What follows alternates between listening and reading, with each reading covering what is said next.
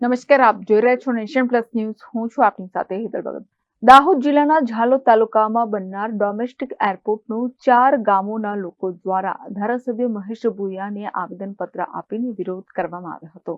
ઝાલોદ તાલુકાના ટાઢાગોડા વિસ્તારમાં domestic airport બનાવવા જઈ રહ્યું છે. 4 ગામોના લોકો દ્વારા વિરોધ કરાઈ રહ્યો છે. એક તરફ દિલ્હી મુંબઈ કોરિડોરમાં જમીન સંપાદન તેમજ બીજી તરફ કાડી બે ડેમમાં જમીન સંપાદન અને હવે ડોમેસ્ટિક એરપોર્ટમાં જમીન સંપાદન થશે તો ખેડૂતોના માથે આભ ફાટે તેવી સ્થિતિનું નિર્માણ થયું છે.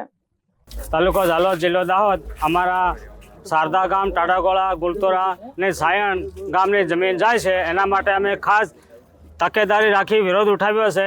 જે રૂપાખેડાના ધારાસભ્ય શ્રી મહેશભાઈ ભુરિયાજી સાથે એમને આવેદનપત્ર આપવામાં આવે છે. અને જે કંઈ સર્વે નંબરો જાય છે એમાં અમે કોઈ પણ 1 ફૂટ જમીન આપવા મંજૂર નથી. અને જો ઉપરથી કંઈ બી લેવામાં આવે તો અમે ગોળીબાર કરીને મારી નાખીશું એવી અમે તકેદારી આપીએ છીએ. અને અમારી બાપ દાદાની મિલકત છીનવી લેવામાં આવે છે એરપોર્ટવાળા કંપની નાખીને. અમે થોડી ઘણી પણ કોઈ જમીન આપવાના જ નથી. ત્યારે ઝાલોદ વિધાનસભાના ધારાસભ્ય મહેશ ભુરિયાને 4 ગામોના અસરગ્રસ્ત લોકો દ્વારા આવેદનપત્ર આપવામાં આવ્યું હતું. ટાઢાગોડા, ગુલતોરા, શારદા ગામ તેમજ છાયણ ગામના 4 લોકો દ્વારા ડોમેસ્ટિક એરપોર્ટના વિરોધમાં ધારાસભ્ય મહેશ ભુરિયાને આવેદનપત્ર આપી વિરોધ નોંધાવવામાં આવ્યો હતો. જેને લઈને 4 ગામોમાં ડોમેસ્ટિક એરપોર્ટનો વિરોધ કરીને ધારાસભ્ય દ્વારા કાયદેકીય રીતે ન્યાય અપાવવા માટે ગ્રામજનોની રજૂઆત કરી હતી.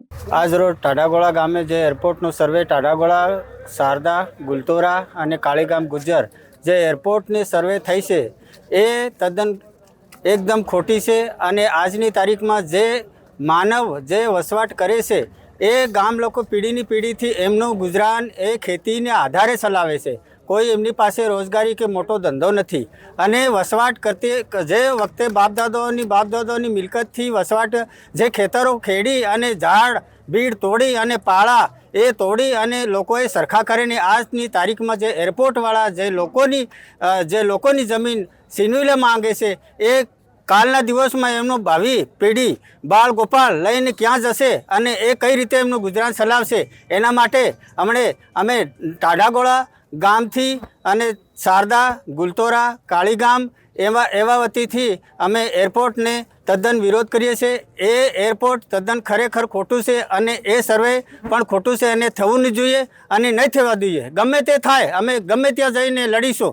અમે મુખ્યમંત્રીને બી આવેદનપત્ર આપીશું. અમારા ઝાલોદ તાલુકાના ધારાસભ્યને શ્રી બી આજે આવેદનપત્ર આપ્યું છે.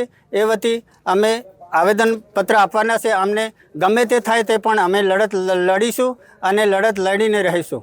ધારાસભ્ય મહેશ ભુરિયાએ ગ્રામજનોની ડોમેસ્ટિક એરપોર્ટ માટે જમીન સંપાદનમાં યોગ્ય ન્યાય માટેની બાંહેધરી આપી હતી. તાલુકાના ટાઢાગોળા, ગુલતોરા, શારદા અને સાયણના બરવાળા ફળિયા, કાળીગામ ગુજ્જર, કાળીગામ ઇનામી અને આજુબાજુનો જે અમારો આદિવાસી ઝાલોદ તાલુકાનો આદિવાસી વિસ્તાર છે એ વિસ્તારમાં ઇન્ડિયન એરપોર્ટ નાખવાનું સરકારશ્રીએ નક્કી કરવામાં આવેલ છે.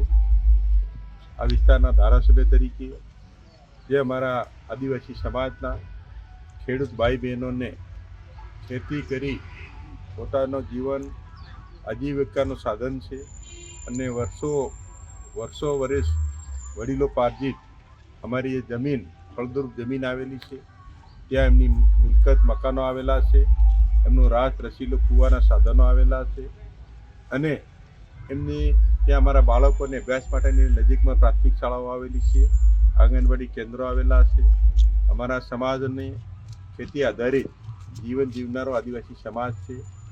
આ ગામોના સરપંચશ્રીઓ, તાલુકાશ્રીઓ અને ઉપસ્થિત ખેડૂત ભાઈ બહેનો આ વિસ્તારના ધારાસભ્ય તરીકે મને આવેદનપત્ર આપવા માટે મારા રૂપાખેડા ગામે આવેલ છે. તો હું રાજ્યના મુખ્યમંત્રી ભૂપેન્દ્રભાઈ પટેલને અને જિલ્લાનું વહીવટીતંત્ર અને કલેક્ટરશ્રી અને જિલ્લાની જે જમીન સંપાદન કરનાર છે એવા સંપાદન અધિકારીશ્રીઓને અને રાજ્યના મુખ્યમંત્રીશ્રીઓને આજે મને આવેદનપત્ર આપવામાં આવેલ છે. તો અમારા ખેડૂત ભાઈ બહેનો જે ખેતીની અમૂલ્ય જમીન છે, કિંમતી જમીન છે, અને એ જમીન આ એરપોર્ટ નાખવાથી અમે ખેડૂત ભાઈ બહેનો ખેડૂત વિહોણા નહીં થઈ જાય અને એમના હક અને અધિકારો જતા ન રહે, એના માટે મને આવેદનપત્ર આપવામાં આવેલ છે. તો રાજના મુખ્યમંત્રી ભૂપેન્દ્રભાઈ પટેલ સાહેબને અને સરકારશ્રીને આ વિસ્તારના ધારાસભ્ય તરીકે અમારા ખેડૂત ભાઈ બહેનોને પગભર રહે અને એમનો વર્ષ સુધી વડીલોપાર્જિત જમીન છે, જમીન છીનવાઈ નહીં જાય, એના માટે મને મારા ખેડૂત ભાઈ બહેનો, અમારા સરપંચશ્રીઓ અને જુદા જુદા ગામોના આગેવાનો આવેલા છે. તો આ માટે અમે વહીવટી લડત આપવાના છે અને અમારા ખેડૂત ભાઈ બહેનોને ન્યાય મળે એના માટે આ વિસ્તારના ધારાસભ્ય તરીકે અમે કટિબદ્ધ રહેવાના છે. Thank you.